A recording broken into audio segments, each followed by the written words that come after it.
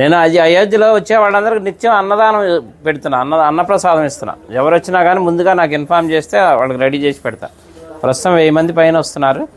మన తెలుగు వాళ్ళకి భోజనం దొరకదు అక్కడ, అందుకని అందరికీ ఉచితంగా పెడుతున్నా. ఇంతకుముందు రాముల వారికి 5 వెండి ఇటుకలు ఇచ్చాను శంకుస్థాపనకి. మోడీ గారు శంకుస్థాపన చేశారు కదా, నా అదృష్టం బాగుండి ఆ ఇటుకలతోనే శంకుస్థాపన చేశారు. దాని మీద ఇప్పుడు గుడి తయారైంది. తర్వాత రాముల వారికి బంగారు పాదుకలు చేయించా, వెండి పాదుకలు, బంగారు పాదుకలు. వెండి పాదుకలు తీసుకొని దేశం అంతా అన్ని దేవాలయాల్లో పూజలు చేయించా. బంగారు పాదుకలు తీసుకొని రాముల వారి అది రామేశ్వరం నుంచి అయోధ్య వరకు నడిచి వెళ్ళాను. అది కూడా రాముల వారు నడిచిన దారిలో వెళ్ళా, డైరెక్ట్ వెళ్ళిపోకుండా వెళ్ళి ఇప్పుడు అక్కడే స్థిరనివాసం ఉంటున్నాను. తర్వాత ఇప్పుడు ధనుసు చేయించా 14 కిలోలు. రాముల వారి వనవాసం 14 సంవత్సరాలు, అందుకని 14 కిలోలు చేసా. కిలో బంగారం, 13 కిలోలు వెండి. ఇది రాముల వారికి కోదండరాముడికి వచ్చాయి చేతిలో ఉంటుంది, ఫస్ట్ ఫ్లోర్లో వచ్చాయి రాముల వారి చేతిలో. ఇప్పుడు నా మిస్సెస్ అక్కడే ఉంది అయోధ్యలోనే, నిత్యం అన్నప్రసాదం ఆమె చూసుకుంటుంది అక్కడ. వచ్చి చెన్నై అండి, జిఆర్టీ వాళ్ళు చేశారు. అలాగే నేను ఒక పెద్ద గుడి కడుతున్నా అయోధ్యలో. అంటే రాముల వారి గుడి ఉందిగా ఇంకెందుకు అనుకుంటారేమో. నేను పెట్టేది వంశవృక్షం. బ్రహ్మ దగ్గర నుంచి లవకుశుల తర్వాత కూడా 20 మంది ఉన్నారు, ఇంకా మొత్తం 64 మంది. తర్వాత సీతమ్మ వారి వంశం, చంద్రవంశం, సూర్యవంశం, చంద్రవంశం, మొత్తం 450 విగ్రహాలు వస్తాయి. అంటే రాముల వారి వంశంతో పాటు రాముల వారికి అనుబంధం ఉన్న ఎవరెవరు ప్రముఖ వ్యక్తులు, మహా ఋషులు ఉన్నారు కదా, సప్త ఋషులు, వాళ్ళకి ఎవరెవరు సాంగత్యం ఉందో అందరి విగ్రహాలు పెట్టిస్తున్నా. ఎందుకంటే మన ముందు తరాలు వాళ్ళకి తెలియాలి రాముల వారి వంశవృక్షం అంతా. అందుకని శాశ్వతంగా ఉండాలని పెద్ద స్థలం కూడా తీసుకున్నాం, ఒక 5 ఎకరాలు. అక్కడ పెడుతున్నాను. 5 సంవత్సరాల ప్రాజెక్ట్, అది రెడీ చేస్తున్నా.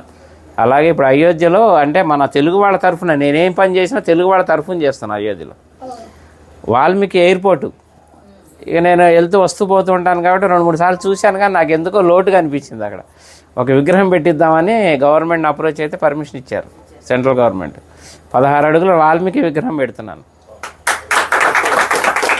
ఆ విగ్రహం కూడా రెడీ అయిపోతుంది ఇప్పుడు.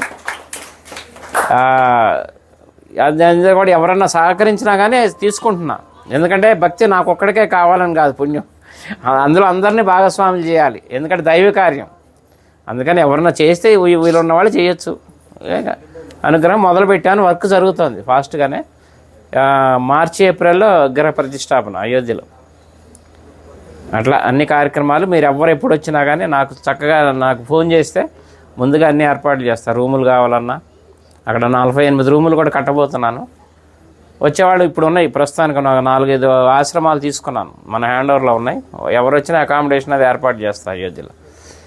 నా నంబర్ కూడా నోట్ చేసుకోండి, 9550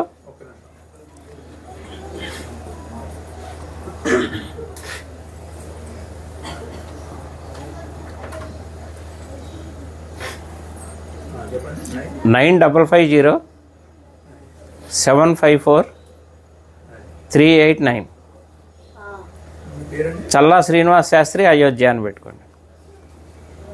ఇంకా నేను ఉండబోయేది అక్కడే, హైదరాబాదే మాది కానీ మణికొండ, కానీ ప్రస్తుతం ఇంకా షిఫ్ట్ అయిపోయినాం అక్కడే ఉండి వచ్చే భక్తులకి సహాయం చేద్దామని అక్కడే ఉంటున్నాయి. ఇంకా రామ భక్తులకు సేవ చేసుకునే భాగ్యం ఇప్పించాడు రాముల వారు నాకు. ఎందుకంటే నిన్నే బాలరాముడు ప్రతిష్ట నిన్నే 1 year. అందుకే మా ఆవిడ అక్కడ ప్రసాదాలు తయారు చేసి మాకు అవకాశం ఇచ్చారు.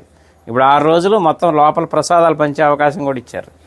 నిన్న మొదలైంది కార్యక్రమం, అందరికీ వినియోగిస్తున్నాం. 9550 754 389. చల్లా శ్రీనివాస్ శాస్త్రి, అయోధ్య. ఓకేనా? ఎవరు ఏ టైంలో చేసినా కానీ నేను అందుబాటులో ఉంటాను.